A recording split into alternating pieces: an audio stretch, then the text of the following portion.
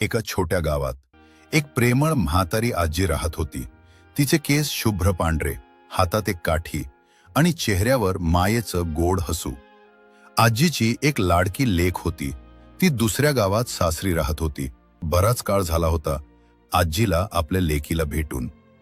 एके दिवशी लेकीची आठवण आजीच्या मनात खूप दाटून आली. आजी हळूच म्हणाली, आज काहीही झालं तरी मी माझ्या लेकीला भेटायला जाणार. आजीनं काठी घेतली, छोटंसं गाठोडं उचललं आणि हळूहळू लेकीच्या गावाकडे चालायला सुरुवात केली. पण त्या गावाच्या वाटेत एक मोठं दाट जंगल होतं. जंगलात पक्ष्यांचे आवाज, वाऱ्यानं हलणारी झाडं आणि थोडं भीतीदायक शांत वातावरण. आजी हळूहळू चालत होती. इतक्यात समोर अचानक एक कोल्हा आला. कोल्हा चतुरपणे हसत म्हणाला, म्हातारे म्हातारे, मी तुला खाऊ का? आजी थोडी घाबरली, पण तिनं हुशारीनं उत्तर दिलं, अरे कोल्ह्या, आत्ता मला खाल्लंस तर तुला काय मिळणार?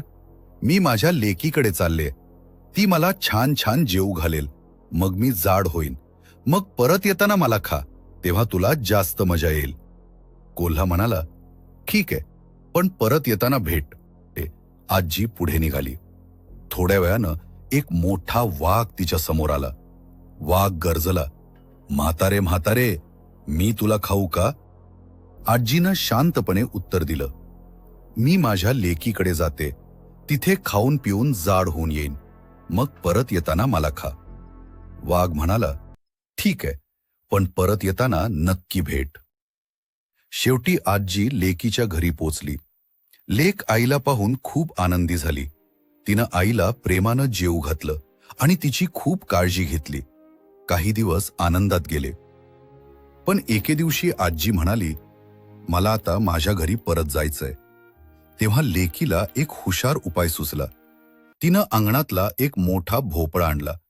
भोपळा आतून रिकामा केला आणि त्यात आजीला बसवलं. आजी भोपळ्यात बसली आणि म्हणाली, चल रे भोपळ्या, टुणूक टुणूक. हा टुणूक टुणूक करत जंगलातून पुढे जाऊ लागला. रस्त्यात कोल्हा भेटला. तो म्हणाला, अरे भोपळ्या भोपळ्या, म्हातारी दिसली का? भोपळ्यातून आजी आवाज बदलून म्हणाली, म्हातारी, ती तर पुढे गेली. भोपळा पुढे निघाला. थोड्या वेळानं वाघ भेटला. तोही म्हणाला, भोपळ्या भोपळ्या, म्हातारी दिसली का? भोपळा म्हणाला, ती तर खूप पुढे गेली. भोपळा टुणूक टुणूक करत आजीच्या गावात पोहोचला. आजी सुखरूप घरात उतरली आणि हसत म्हणाली, हुशारीनं विचार केला तर कोणतेही संकट टाळता येते. बोध, कितीही मोठे संकट आले तरी घाबरू नये. हुशारीनं विचार केला तर मार्ग नक्की सापडतो.